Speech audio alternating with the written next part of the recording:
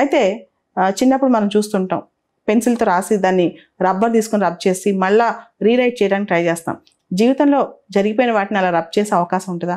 అవకాశం ఉంటే చాలామంది దాన్ని రబ్ చేసేసి చరిత్రనే మార్చేస్తారు. కానీ చరిత్ర అనేది జరిగిపోయింది కాబట్టి దాన్ని మార్చడం అనేది ఎవరి తరం కూడా కాదు. ఇంటర్ప్రిటేషన్స్ మారచ్చు, కానీ చరిత్ర మారదు.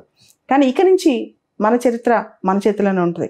ఈ క్షణం నుంచి ఆ కాన్షియస్నెస్తో బతికితే, అంటే మన చరిత్ర మన టైం గురించి మనమే రాసుకోగలమనే కాన్షియస్నెస్తో బతికితే మాత్రం మన జీవితం అంతా ఒక స్వర్ణయుగం అయిపోద్ది. లేకపోతే అంతా నష్టపోతాం.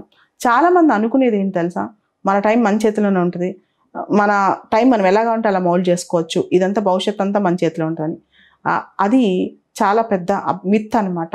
అసలు యాక్చువల్గా అన్నిటికన్నా డేంజరస్ థింగ్, అన్నిటికన్నా వీక్నెస్ మనిషిలో తన టైం మేనేజ్మెంట్.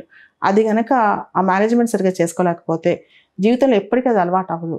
కాబట్టి జరిగిపోయిన రోజులు, జరిగిపోయిన సంఘటనలు ఇవన్నీ పక్కన పెడితే ఈ రోజు నుంచి మనం ఎలా టైం మేనేజ్ చేస్తున్నాం, అలానే ఒక తప్పు ఒకసారి మనం నేర్చుకున్నాం అనుకోండి, అది మళ్ళీ రిపీట్ చేయకుండా. మనకు చాలా సంఘటనలు రిపీట్ అవుతుంటాయి, కానీ తెలియక రెండోసారి మూడోసారి తెలిసినా కానీ ఓవర్లుక్తో అయ్యే తప్పులు చేస్తుంటాం. అలాంటి మిస్టేక్స్ ఎక్కువ రిపీట్ చేస్తుంటాం. ఇవన్నీ కాకుండా ఇక్కడి నుంచి బెటర్గా ఆచితూచి వ్యవహరిస్తే ఖచ్చితంగా ఈ రోజు నుంచి అయినా మన లైఫ్ ఇంకొంత బెటర్గా మనం అనుకున్న విధంగా ఉండే అవకాశం ఉంటుంది.